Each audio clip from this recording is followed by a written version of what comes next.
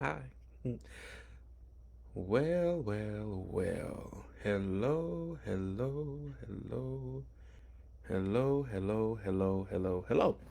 First of all, hi, Reggie Whitley, the Visionary Brand Coach here. And as promised, it is Monday, and here I am. Now, I am on Facebook. I'm in my Facebook group. I'm on Facebook in the Visionary Leaders Collective group. I'm also on TikTok just for fun, just because I've never been live on TikTok, and I was like, why not kill two birds with one stone? So TikTok, if I look this way, I'm looking at Facebook. Facebook, if I look this way, I'm looking at TikTok.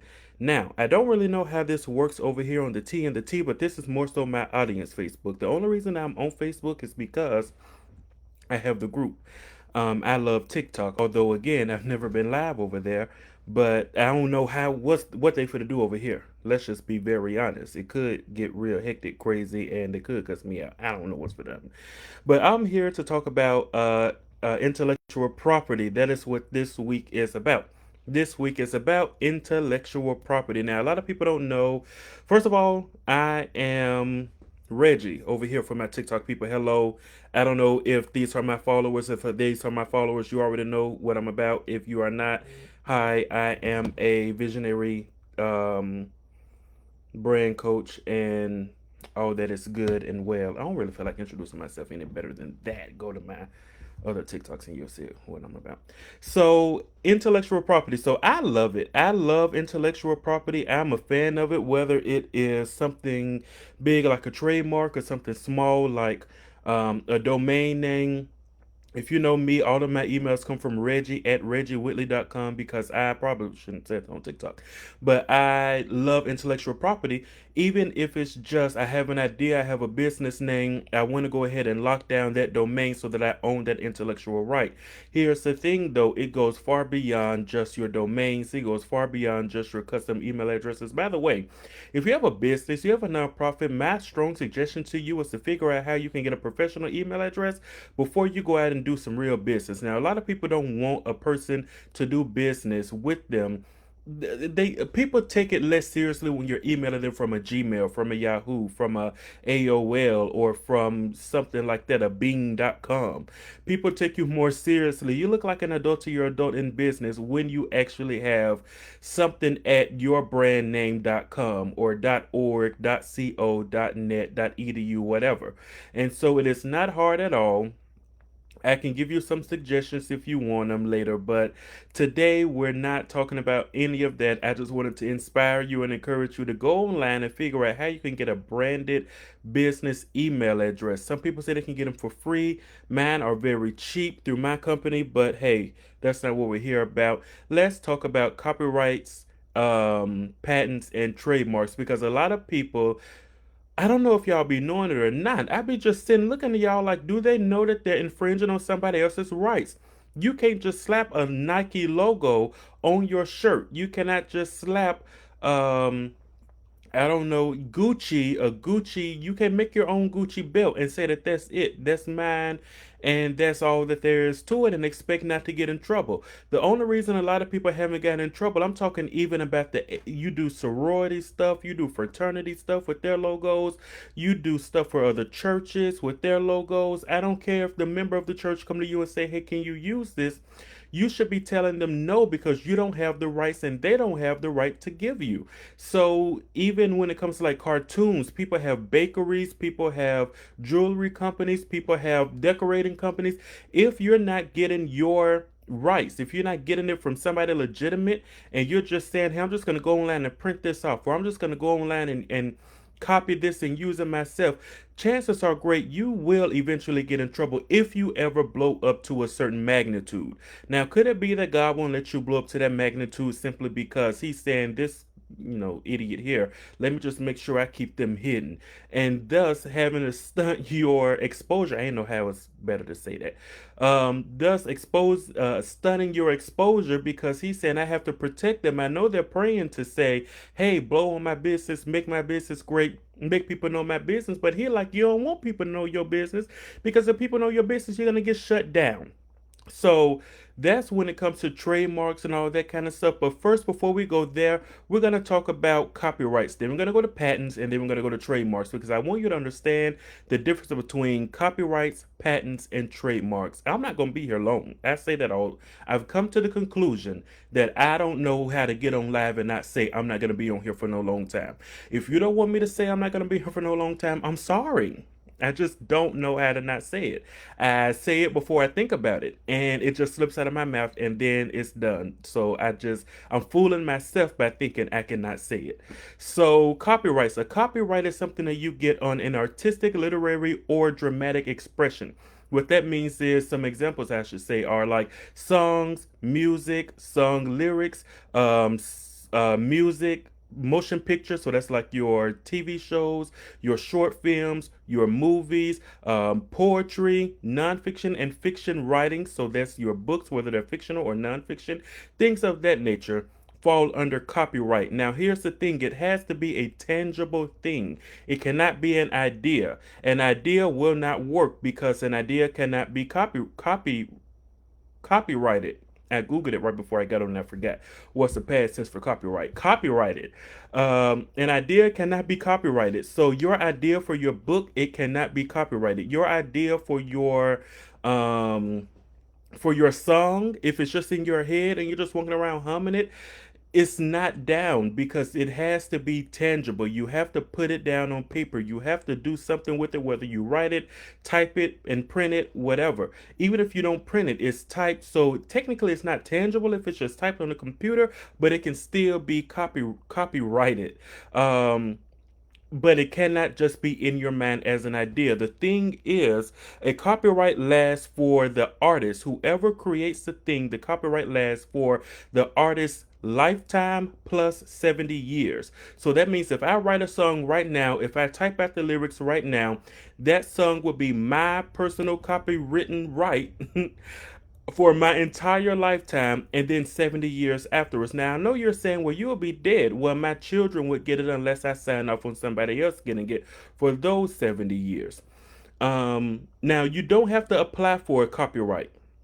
Just by virtue of the fact that you are the one who did it, who created it, the copyright is automatically yours. That's the good thing about a copyright. So you can pay somebody to copyright your book, but you don't have to. Because you wrote it, the book is yours. Because the song was written by you, it is your copyright. You can go ahead and put that C with the circle because you now own it by virtue of the fact that you created it. Now, a patent is a little different. A patent is when you create when you invent something. So it is your idea. Nobody else has thought of it before you. If they did, they didn't patent it. And so when you patent it, it becomes yours. That is an application process and it is something that you have to pay for. But a patent just says, I am the inventor of this thing. Now, we know Thomas Edison allegedly invented the light bulb. We also know that he allegedly did not invent anything, he just stole everything.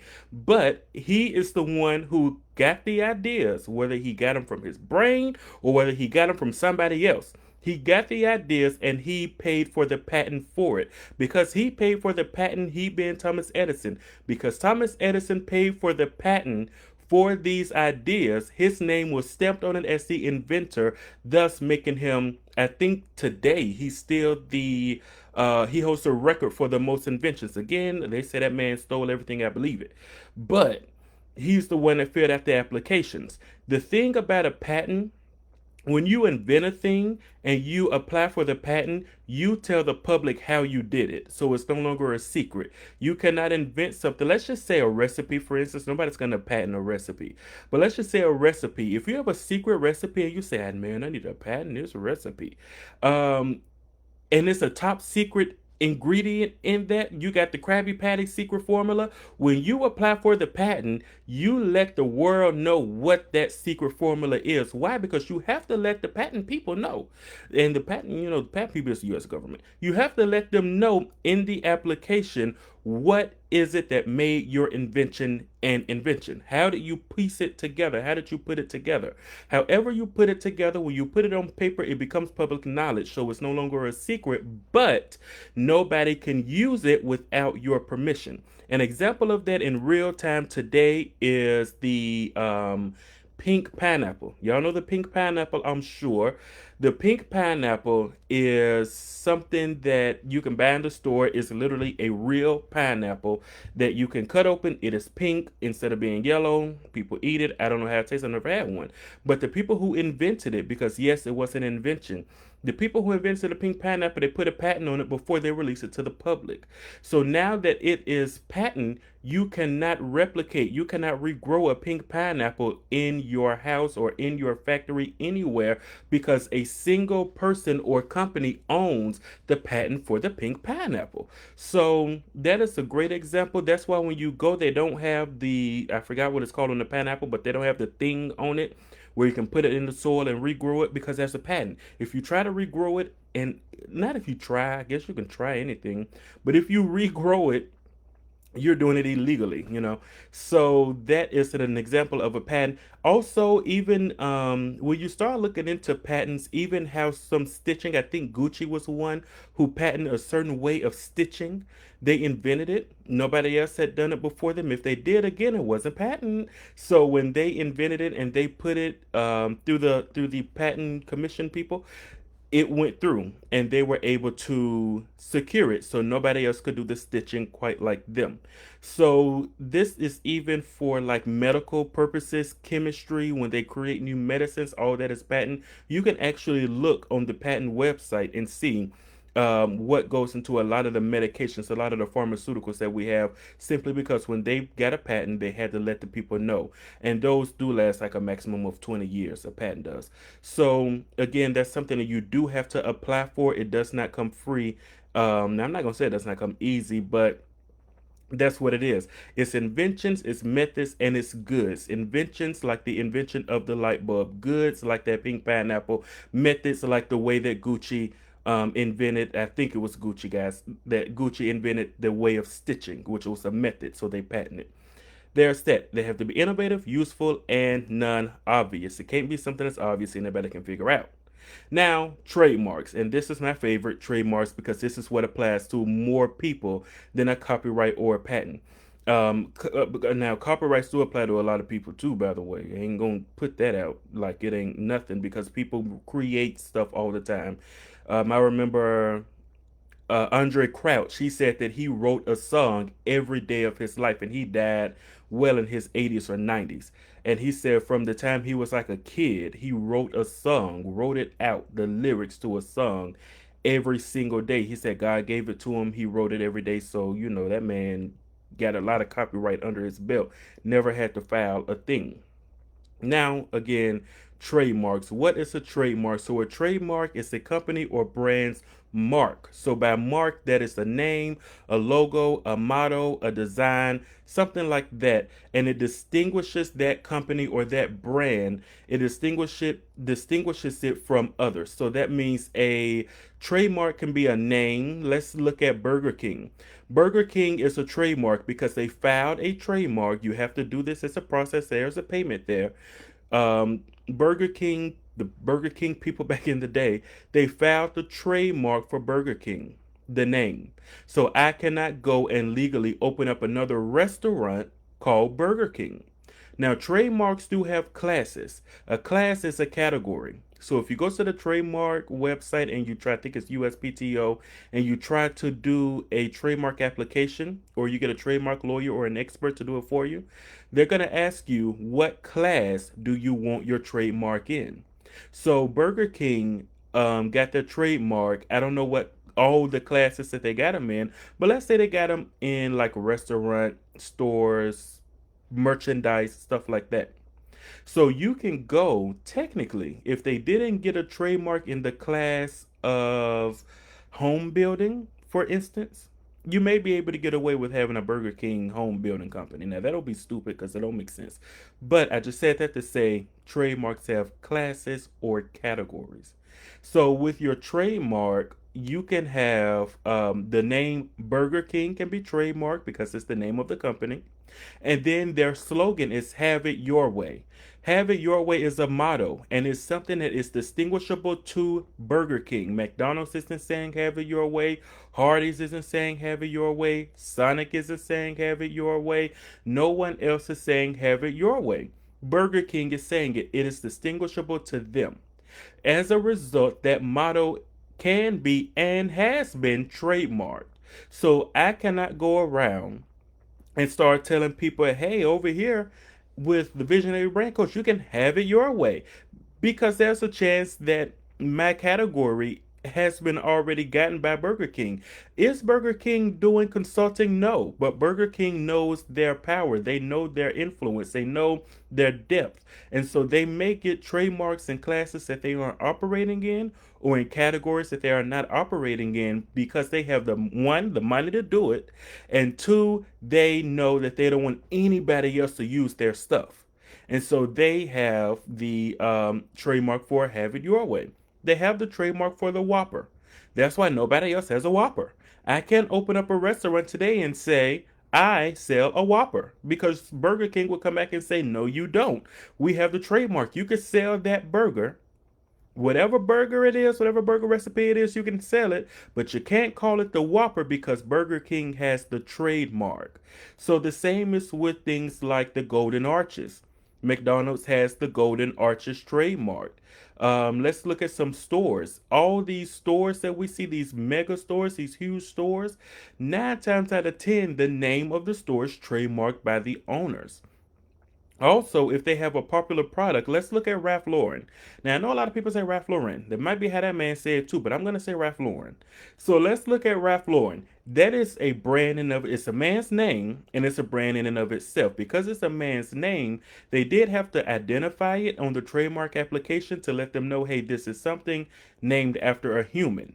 And the human himself had to sign off on it or a representative of the human. So if somebody, if Ralph Lauren died and then somebody a made something after a clothing store, a clothing brand after him in his honor, and they had the rights to do so because it may be family or something, or they're over his estate, they will have the right, but they will have to still say, yes, we give myself permission to name this product, get it trademarked after this human being. Anyway, so Ralph Lauren is trademarked because it is such a huge, clothing company.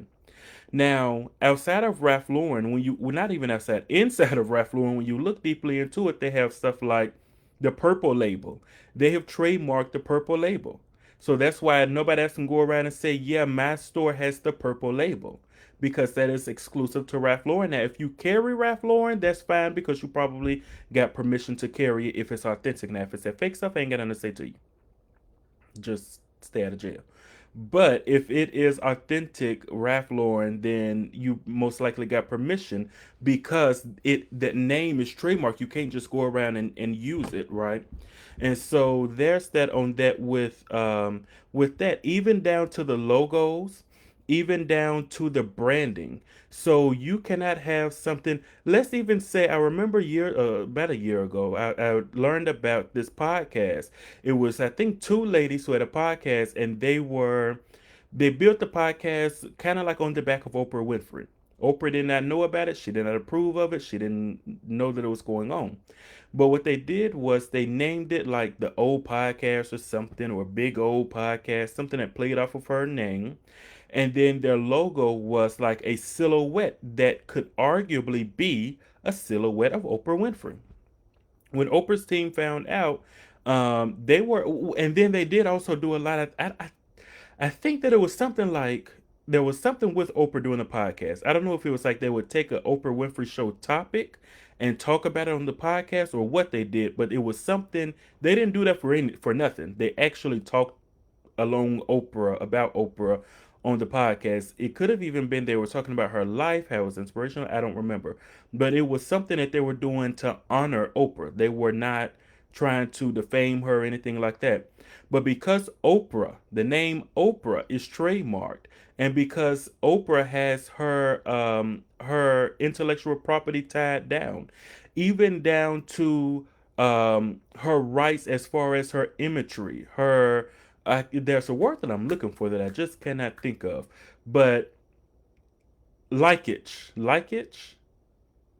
no, not licensing.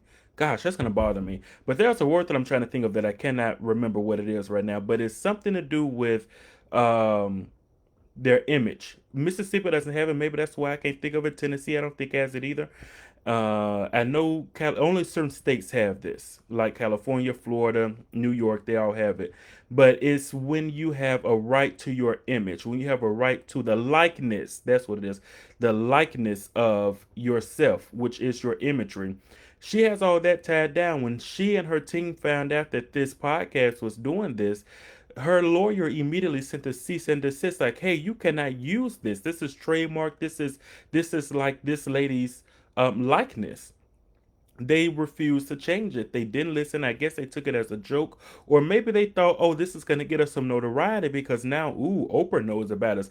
Or they could have thought a third thing. They could have thought, "Okay, this was just on the surface looking." Now, when they look more deeply into it, when Oprah's team looks more deeply into our podcast, they're going to see, "Hey, we mean no harm. We're honoring her. It doesn't matter. They broke the intellectual property laws by using that lady's likeness." Because they were using her likeness and even some of her trademarked signatures, like the O, they got shut down. They were sued. They didn't listen when there was a cease and desist. Now, a cease and desist letter is I have a trademark, and let's say I've trademarked Visionary Brand Coach, and you go and you call yourself a visionary brand coach, and I say you're not a visionary brand coach. Let me call up my lawyer. Hey, lawyer, they're over there using visionary brand coach. They're saying that that's them, and I'm that. I'm the only one. I got a trademark. And my lawyer would type up a letter that would tell you need to cease. In other words, stop what you're doing. Stop using this title. Stop using this name, this moniker, and desist. You need to get rid of it. You have to stop and just get rid of it. You can't start back. You need to erase it. Kind of similar to the WWE. Oh, so good. So similar to the WWE/WWF. The Vince McMahon had the WWF, the World Wrestling Federation, and he nicknamed it WWE. Well, the only problem is WWE was already the World Wildlife Foundation, or yeah, foundation. So the World Wildlife Foundation said, "Hey, lawyer, send the World Wrestling Federation a cease and desist. Let them know they can't use the moniker WWF because that's us. We own it. Nobody else can use it. It is ours." The World Wrestling Federation and Vince McMahon said, "We're not stopping. We're gonna keep using it." They ignored the cease and desist. They continued to use it. Then the World Wildlife Foundation, they decided to go ahead and take the wrestling company to court. They took them to court because it was their right to use WWF, not the wrestling company's right. I don't know what got in Miss McMahon's head, and he said, "I'm going to keep using it. I'm going to fight this in court." And he did just that. He fought it in court. He tried to keep using the moniker WWF. And when it all boiled down, he lost. He lost. It was horrible. Like, he lost to the point where, to this, that was back in the 90s. To this day, they cannot mention WWF. If you see old clips from that they show of like old wrestling matches, you will see they have blurred out the WWF logo because the World Wildlife Foundation put a whooping on them so bad for trademark infringement, for intellectual property infringement. And so this is what a cease and desist is, and that's what happens when you don't listen to, follow, or obey the cease and desist. So trademarks, they can last a lifetime. They're the only ones that have patents and copyrights that can last a lifetime. But the thing is, you do have to do a renewal after the first 5 years. That's what it is. You have to renew your trademark after the first 5 years of having it filed. And if you don't renew it, you lose your trademark, of course.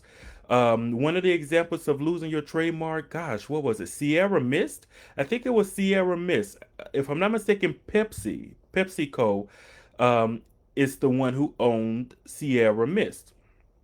I don't know how they let it happen, but somehow they let it slip through where Sierra Mist trademark wasn't renewed.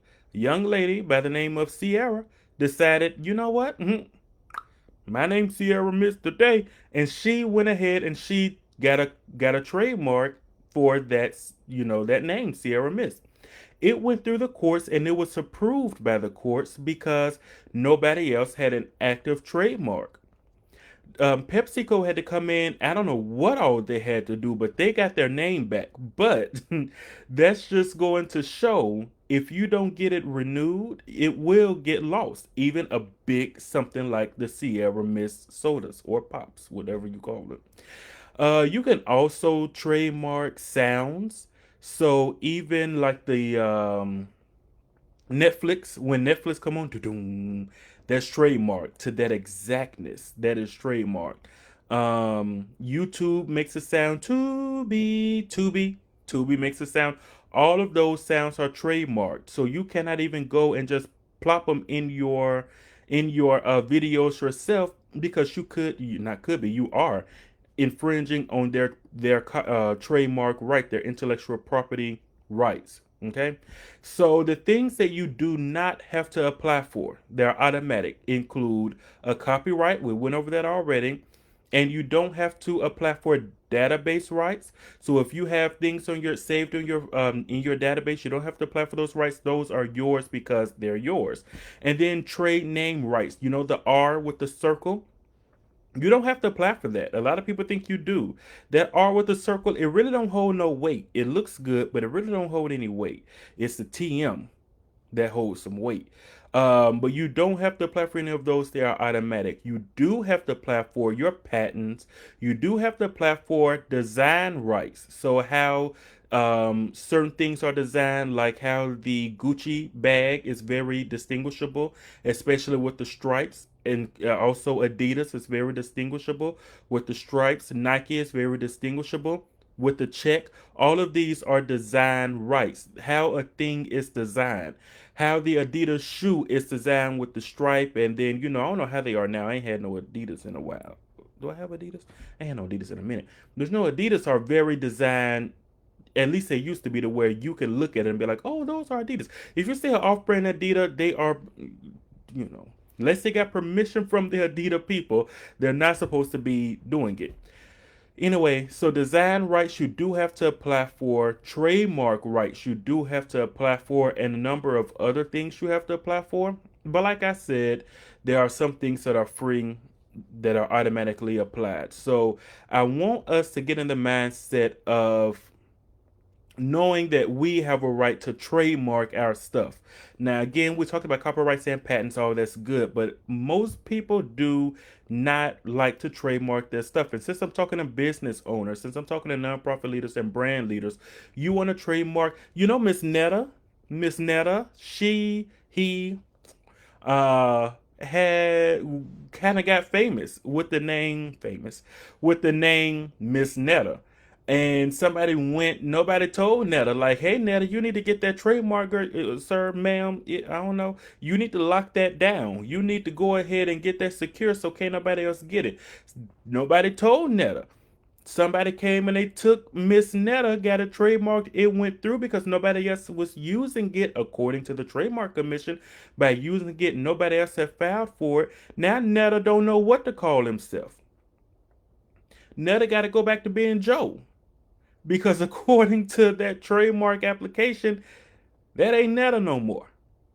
The person who filed the application is Netta. So when you have a distinguishable name, whether it's a name for yourself, a stage name, a business name, something like that, you might want to get that trademark. Your logos, your mottos, stuff that you often say. A lot of people love to make a thing theirs, but it's not you. I don't care how much you say it. And so people get mad, like, okay, now they going around and when nobody's saying it till I start saying it, now they going around saying it. It's not yours unless you have it trademarked. So I want to put that on your mind. I want us to get in the mindset of owning our own stuff, owning intellectual property, because intellectual property is as valuable in some cases as physical property. Now I know somebody said that they were, and this is somebody reliable. This is like real life, that they were selling plots on the moon. I don't know who they banned it from. I don't know. Also, they were saying when it comes to like this virtual world, they were buying virtual land and all that stuff. I don't know who they buying this virtual land for from. I don't know what they buying it for. I don't know. But if they can buy virtual land that we'll never touch, if they can buy plots of land on the moon, and we don't even know who owned the moon, some conspiracy stuff going on. I've been trying to figure it out for about a year. I ain't been able to get nowhere yet, but when I get somewhere, I'm gonna come back. Hope they don't get me first. If y'all don't see me, they got me. So if they can buy this stuff that just makes no sense, it only makes sense for us to own our own stuff. Own your name. Own your Rihanna owned Fenty, and her daddy tried to buy some, start a company called Fenty, and Rihanna was like, "No, sir. I know I got that name because of you, but no, sir. You will not be using that name." I think Beyonce daddy got in trouble too because he tried to do something with Beyonce name or something. No, no, no. So it's beyond. We need to start using these professional email addresses, but it's beyond that. Also, it is going even into. We need to start trademarking our stuff so that we can, you know. Somebody said, you don't really think we went to the moon." No, I don't. Let's just be honest. I don't think we went to the moon because why was that flagging and waving and there's no gravity? It just made no sense. And why did that Armstrong man get that mad when somebody called him out on the street some years ago before he died and said, "I think it was a conspiracy"? You know that man started fighting. When they told that Armstrong man, "I don't think that you really went to the moon. I think it was fake," and he got mad enough to start fighting, I personally, I'm for the end on Facebook. I'm finna just spend my time over here on TikTok for a little while. Thank y'all for coming. I don't